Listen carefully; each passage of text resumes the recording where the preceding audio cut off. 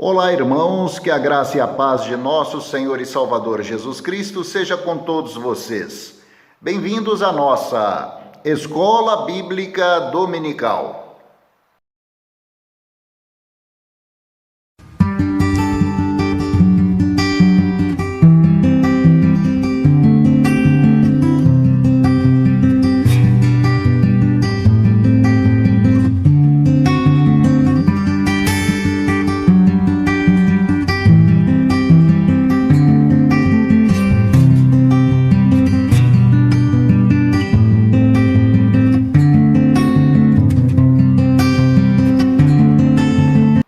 Nós estamos no segundo trimestre de 2022.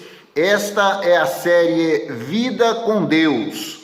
E a lição de hoje, a lição de número 6, nos traz o tema Trabalho e Prosperidade. Um tema bastante relevante para cada um de nós individualmente e também igualmente relevante para a igreja como um todo. Será que Deus se preocupa com a nossa prosperidade? Será que Deus quer que nós prosperemos? Nós vamos ver ao longo dessa lição.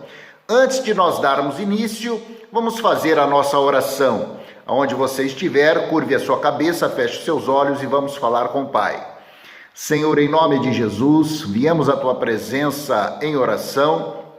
Fazemos a Ti, meu Deus, confissão dos nossos pecados, dos nossos erros e das nossas falhas. E clamamos, Pai, pelo sangue de Jesus derramado na cruz e pedimos em nome de Jesus, Senhor, perdoa os nossos pecados, nos purifica, nos santifica e nos conduza por essa aula que nós vamos ter. Fala ao nosso coração, nos ensina e desde agora nós te agradecemos em nome de Jesus. Amém.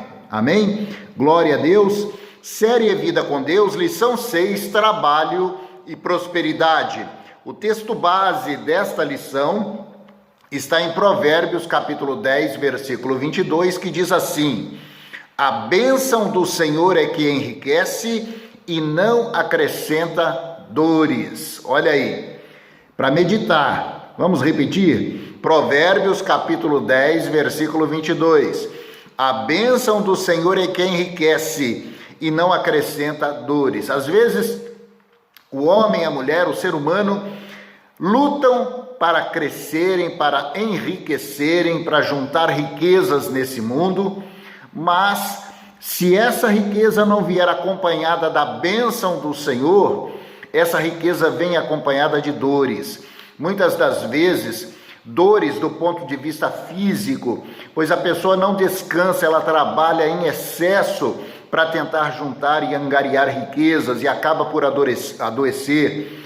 Outras vezes, vem acompanhada de dores na vida familiar, porque de tanto se dedicar ao trabalho, de tanto se dedicar a alguma profissão para alcançar a riqueza, se esquece da família, prejudica o casamento, prejudica os filhos.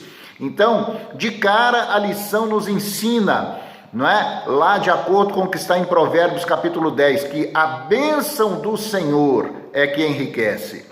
Não é a luta, não é a fadiga, não é a correria, não é a preocupação, não é deixar de dormir, não é abandonar sua família, mas é a bênção do Senhor é que enriquece e não acrescenta dores. Você não terá nenhum outro tipo de prejuízo para crescer financeiramente se você o fizer através da bênção do Senhor e com a bênção do Senhor sobre a sua vida. Amém? Aleluia!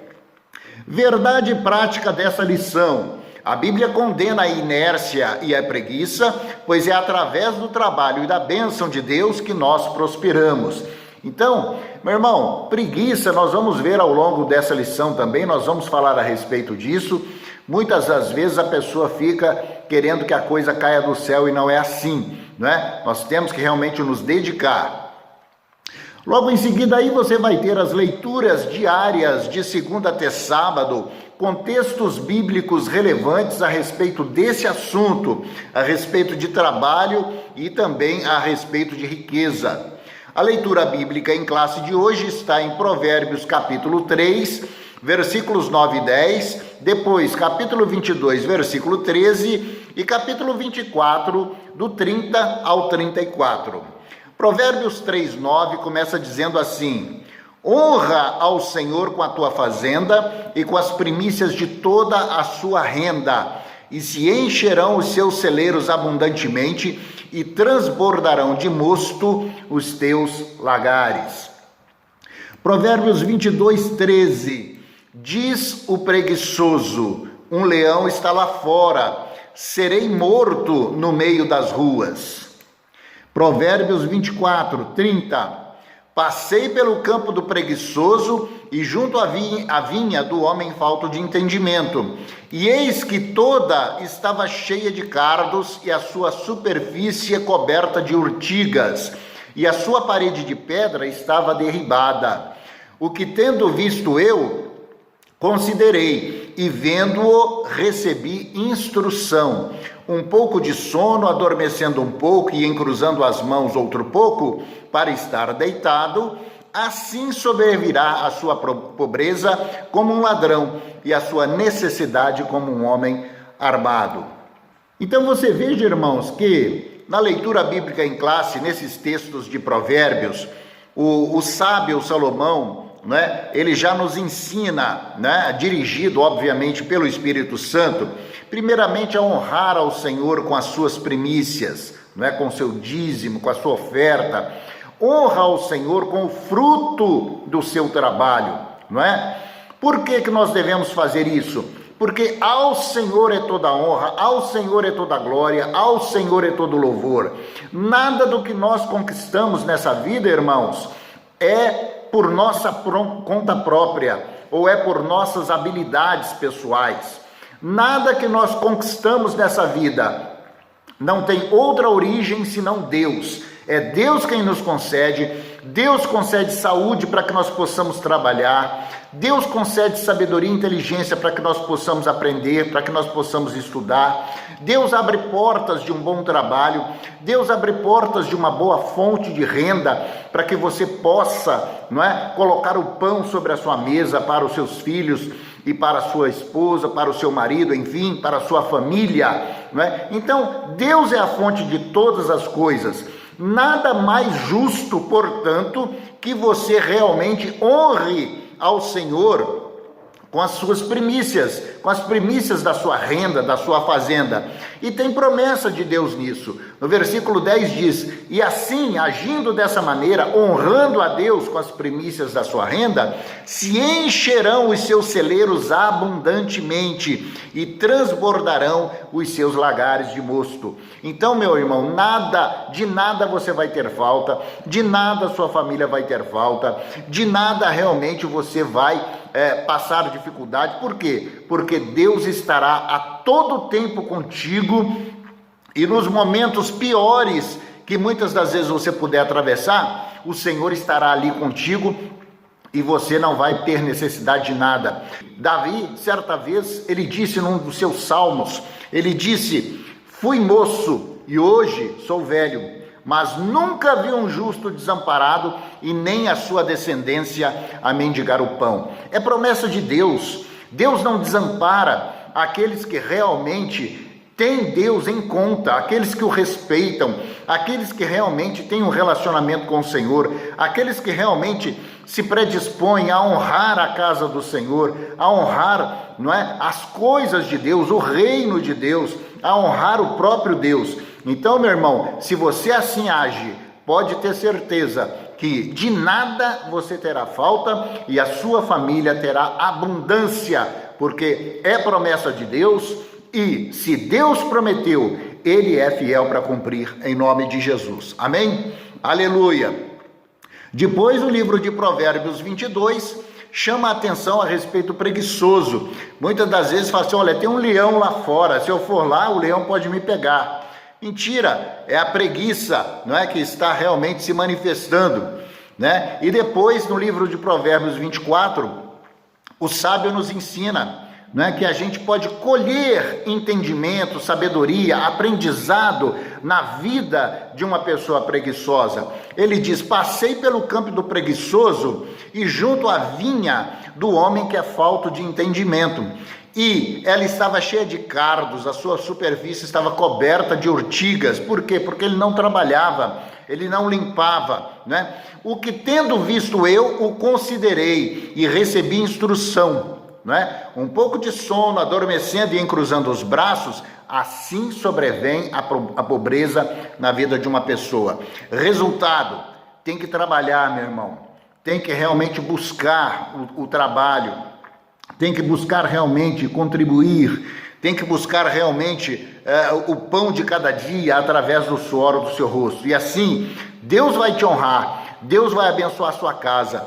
E a partir do momento que você honrar ao Senhor com as primícias que vêm do seu trabalho, nunca de nada você terá falta, em nome de Jesus. Amém? Aleluia. Interagindo entre nós, o trabalho é um dom de Deus para a humanidade. Ele eleva a dignidade do homem e da mulher. Mas o custo de vida caro e o salário, muitas vezes pequeno, faz com que até os aposentados retornem ao mercado formal de trabalho. O fato é que, para prosperarem na vida, tanto o homem quanto a mulher, eles devem trabalhar e trabalhar. É através do trabalho que nós prosperamos. Glória a Deus por isso. Louvado seja o nome do Senhor. Objetivos gerais dessa lição. Após essa aula, devemos estar aptos a compreender as metáforas da lição, do celeiro e do lagar, da formiga, do leão e do espinheiro, reconhecer a importância e o valor do trabalho e saber que a prosperidade é fruto da bênção de Deus, mas de muito trabalho também. Amém? Aleluia. Tópico 1. Metáfora do celeiro e do lagar. A dádiva que faz prosperar. Em Provérbios capítulo 3 está escrito que devemos honrar ao Senhor com as nossas posses e com o melhor da nossa renda. Tal atitude, segundo o sábio, fará com que os nossos celeiros se encham abundantemente e transbordem de moço o nosso lagar. O celeiro e o lagar transbordante são metáforas que representam uma vida abundante. O celeiro, a tradução do hebraico Hassan, é o lugar onde se deposita a produção de grãos. Quando transborda, é sinal de que a casa é farta. Vemos isso também nas bênçãos decorrentes da obediência. Mas o conselho do sábio mostra que isso só é possível quando há generosidade em fazermos a vontade de Deus. Então é uma metáfora usada pelo escritor bíblico para que nós entendamos que os nossos celeiros transbordantes representam ali no caso a nossa riqueza, a abundância que é na nossa casa, a harmonia, a saúde, tudo o que nós precisamos. Quando há a bênção do Senhor sobre a nossa casa, sobre a nossa família e sobre o nosso trabalho. Amém? Aleluia. A bênção que enriquece. No mesmo texto, Salomão fala dos bens e da renda adquiridos como fruto do trabalho. Mas a verdadeira prosperidade não vem apenas do nosso esforço, mas principalmente do resultado direto da bênção do Senhor. É exatamente isso que diz o sábio em Provérbios capítulo 10. O celeiro e o lagar somente se encherão e transbordarão quando a bênção de Deus estiver neles. É a bênção divina que faz a distinção entre ter posses e ser verdadeiramente próspero, pois é possível ser rico, mas não ser feliz. A prosperidade integral só é possível com a presença de Deus na nossa vida. Então, é o que nós dissemos no início. Não adianta apenas e tão somente a pessoa ganhar dinheiro. Ganhar dinheiro é possível que a pessoa ganhe através do seu trabalho, através dos negócios, muitas das vezes até mesmo com situações de negócios escusos, que a gente trata disso numa outra lição. Mas aqui, falando a respeito de trabalho, se a pessoa trabalha, ela ganha dinheiro, ela enriquece, porém, a plenitude da prosperidade só é conquistada quando existe ali a bênção de Deus. A bênção de Deus no celeiro, a bênção de Deus no seu trabalho, a bênção de Deus nas suas mãos, em tudo aquilo que você colocar nas suas mãos, para que você realmente venha prosperar. Então, a riqueza, ela é acompanhada de bem-estar na família, de um bom casamento, na criação dos seus filhos, na saúde do seu corpo. Isso é prosperidade do ponto de vista bíblico, amém? Síntese do tópico 1, o celeiro e o lagar transbordante são metáforas que representam uma vida abundante. Glória a Deus. Tópico 2, a formiga. As formigas sabem poupar. Na metáfora da formiga, o sábio nos exorta a tomarmos uma atitude prudente diante da realidade da vida. Vai ter com a formiga. A palavra hebraica usada aqui é ialak e possui o sentido de mover-se, tomar uma atitude na vida. Até os insetos podem nos dar lições sobre o trabalho, mas não é apenas isso que nós aprendemos com as formigas. Ainda em Provérbios, o sábio Agur invoca o exemplo desses pequenos insetos. As formigas possuem uma noção sofisticada de trabalho. No verão, elas preparam a sua comida, isto é, as formigas sabem poupar. Elas não apenas trabalham, mas também poupam. O cristão deve aprender igualmente a poupar os seus recursos para eventualidades futuras. Então, meu irmão, é aquela coisa.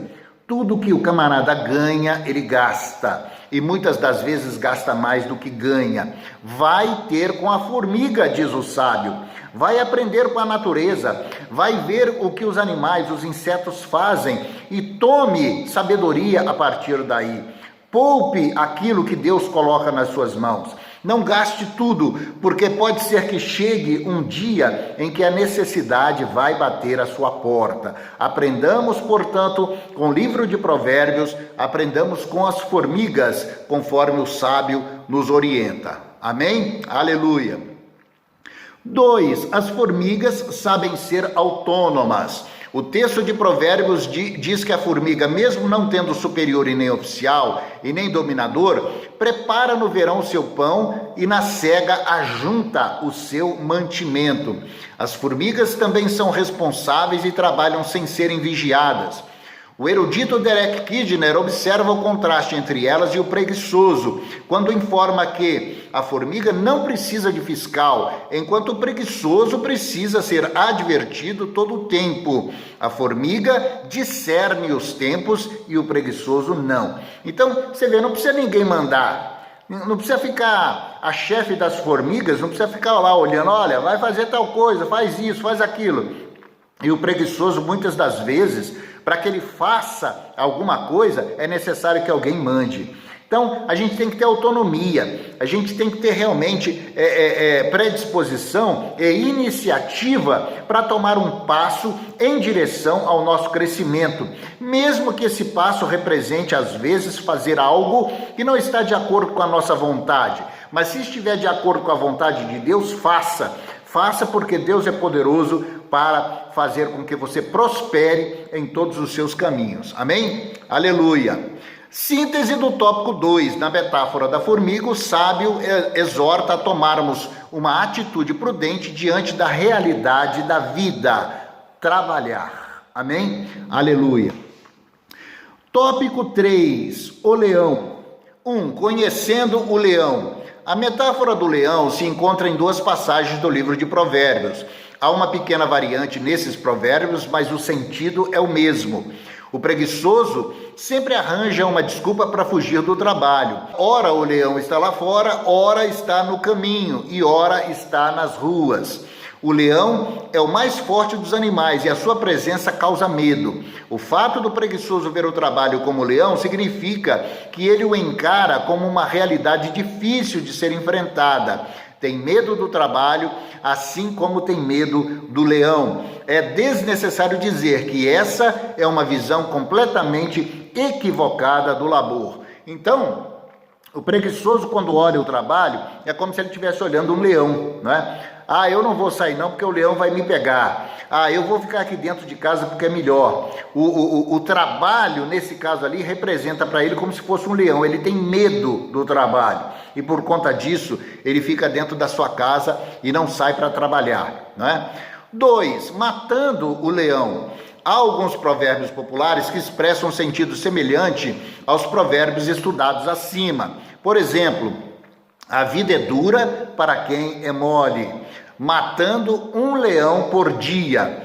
Tais ditos populares revelam que a vida pode ser difícil e dura, mas tem que ser enfrentada. Não adianta ficar com medo do leão.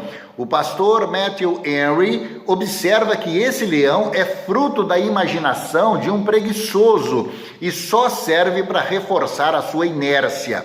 Se há um leão lá fora, é o leão do qual falou o apóstolo Pedro. Ele está rugindo em busca de quem possa devorar. O preguiçoso será a sua principal presa. Então, meu irmão, se há um leão lá fora, buscando tragar a vida das pessoas, esse leão é o inimigo das nossas almas. Então, meu amigo, não tenha medo, encare as dificuldades da vida, encare o seu trabalho e encare o seu trabalho como uma bênção de Deus e não como um desafio que vem contra você para te prejudicar. Pelo contrário, o trabalho não vem para nos prejudicar, mas para nos honrar, e através dele nós tiramos o nosso alimento, nós tiramos o sustento da nossa família, e através dele nós vamos prosperar com a bênção de Deus, em nome de Jesus. Amém?